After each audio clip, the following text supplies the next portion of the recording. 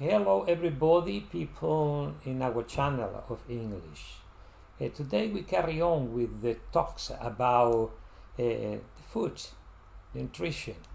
We will talk about food hypersensibility, something very important because normally we confuse intolerances with food hypersensitivity, and that is important to understand the differences to treat our patients well and to have a very good physical rehabilitation. I hope you enjoyed this video.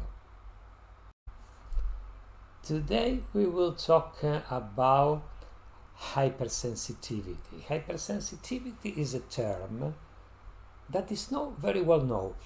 Normally we confuse it with the intolerances. Intolerances is another thing, and it's very important to understand the differences to treat our patients.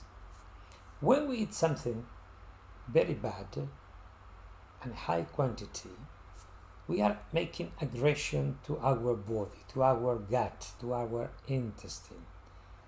In the intestine live our natural flora. We call that microbiome.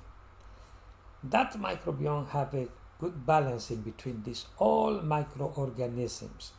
With the aggressions, we are creating a lot of problem in the intestine that create an imbalance in the microbiotes, and that will create a lot of problem.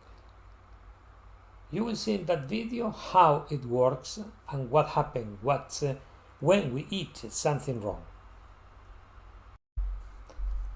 It's very important to understand the differences between allergy and hypersensitivity to understand that topic.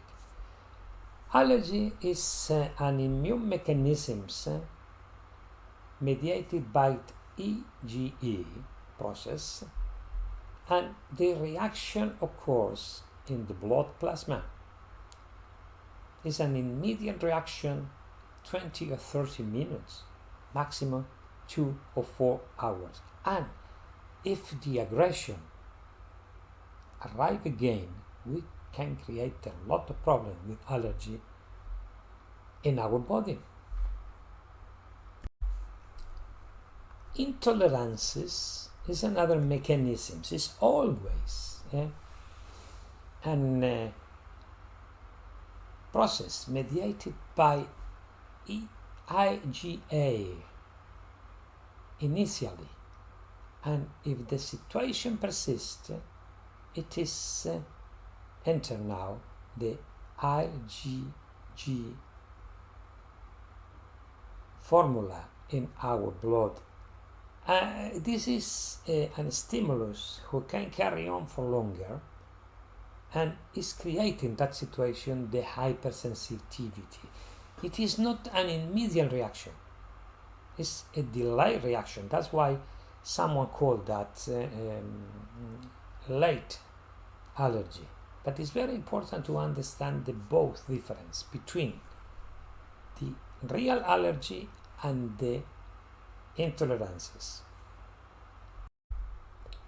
The real intolerances is very short quantity of the population that they have it. The real intolerances is when we cannot have the enzymes to make the digestion of some food, and we cannot tolerate that food. That is intolerances. But very small part of the world population have this. The 95% of the population, they suffer of food hypersensitivity due the bad alimentation we have. And that's very important to understand, because if we understand that, we can create a good treatment for our patients. The constant aggression into our intestine is creating a problem on the membrane. We call that we destroy the barrier of protection in our intestine, and in that moment is arriving a lot of substances in our body, a lot of toxins that, if the membrane is working well, it will never arrive into our tissues.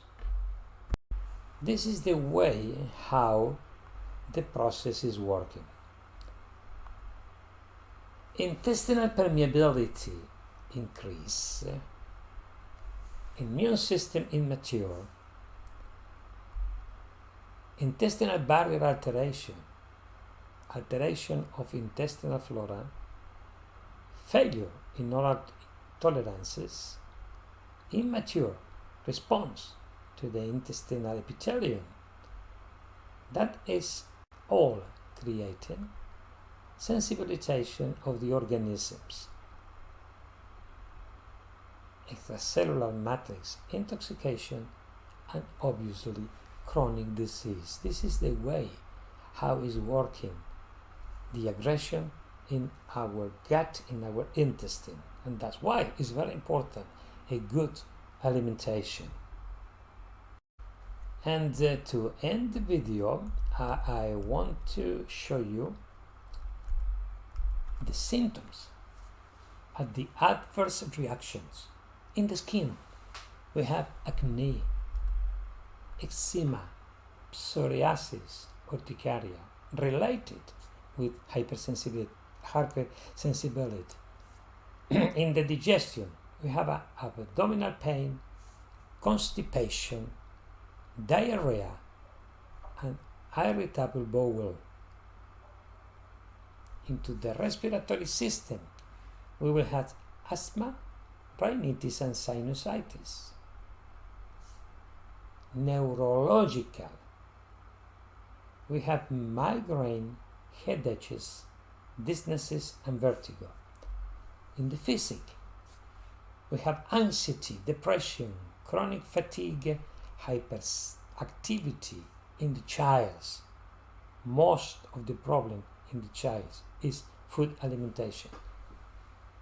In the suitable locomotor system, we have postural disorders, fibromyalgia and arthritis, and in the endocrine, obesity and diabetes. And as a conclusion of this video, it's very important to have a good rehabilitation and also a good life, to do a very good detoxification of the extracellular matrix. We have to rebalance our intestine with a very good diet and then balance our structure. That is the way to have a good health in our body. I hope you enjoyed that video and was very helpful for everybody.